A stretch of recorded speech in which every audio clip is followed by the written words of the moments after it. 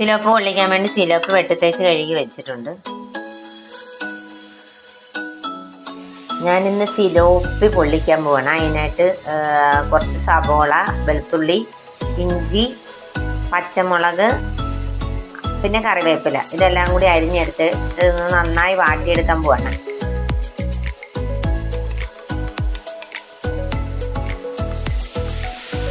ആവശ്യത്തിന് ഉപ്പിട്ട് കൊടുക്കുക.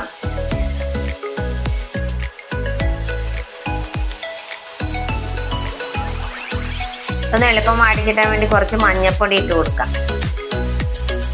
സബോള നല്ലപോലെ വാടിയിട്ടുണ്ട്. അതിനകത്തേക്ക് കുറച്ച് മുളക് പൊടി ഇട്ട് കൊടുക്കാം.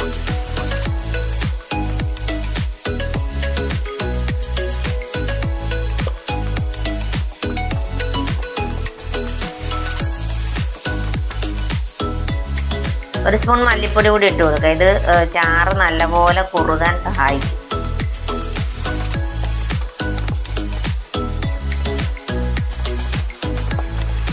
ഇതൊന്ന് നല്ലപോലെ മൂത്ത് കഴിയുമ്പോൾ അതിനകത്തേക്ക് കുറച്ച് വെള്ളം ഒഴിച്ച് കൊടുക്കണം.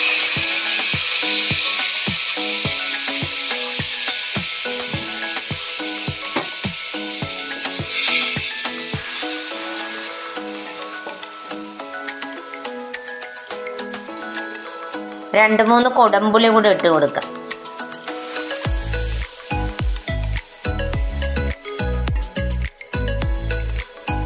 ഇനി ഇതൊന്ന് തിളച്ച് കിട്ടാൻ വേണ്ടി നല്ലപോലെ അടച്ചു വെക്കാം. അപ്പോൾ നമ്മുടെ ഗ്രേവി നല്ലപോലെ തിളച്ചിട്ടുണ്ട്. അപ്പോൾ അതിനകത്തേക്ക് നമ്മുടെ സിലോപ്പി ഇട്ട് കൊടുക്കാം.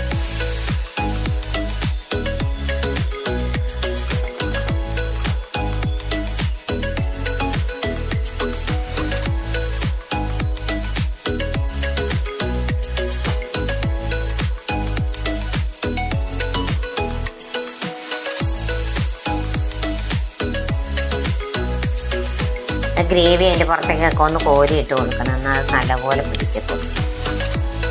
ഒരുപാട് വെള്ളം വെച്ചാൽ കുറേ വെള്ളമായിട്ട് കിടക്കും. ചാറ് കുറുകത്തുമില്ല.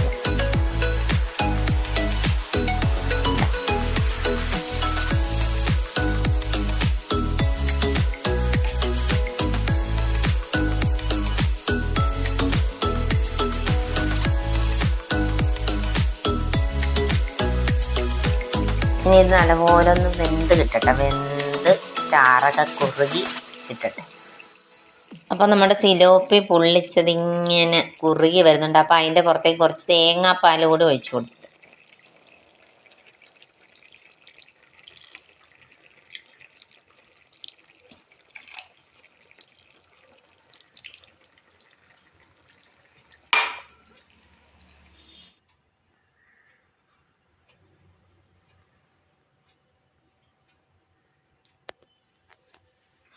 അപ്പോൾ സുഹൃത്തുക്കളെ, നമ്മുടെ സിലോപ്പി പൊള്ളിച്ചത് റെഡി ആയിട്ടുണ്ട്.